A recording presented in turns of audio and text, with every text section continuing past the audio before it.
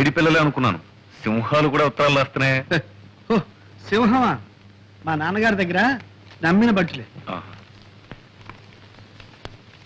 ఏమంట? మా నాన్నగారికి ఆరోగ్యం బాగాలేదట. మరి ఆలోచిస్తూ నించుతావరా? వెంట కారు తీసుకుని బయలుదేరు. ట్యాంక్ ఫుల్ చేసుకో. బయలుదేరు.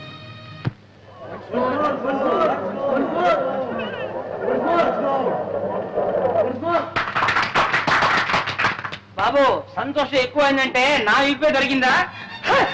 బాబు ఈ రోజుల్లో ఉత్తరాలు రాస్తే చేరుతాయా? రమ్మని రాశాను వెంటనే వచ్చేసా. బాబు బాగున్నావా?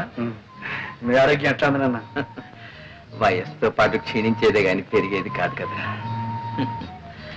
అది సరే గాని నువ్వు నాటకాలు వేస్తున్నావట, నటుడిగా మంచి పేరు తెచ్చుకున్నావట. మహానటుడు మాధవయ్య గారు కొడుకు నటుడు కావడం పెద్ద గొప్ప. ఒరే ప్రసాద్, నీ నాటకాలని నువ్వే రాసుకుంటున్నావట. అందుకు నేను చాలా గర్విస్తున్నా. నటులదే ఉందిరా, నాటకాలు రాసిన కవులు, వాళ్ళు సృష్టించిన పాత్రలు అవేరా శాశ్వతం.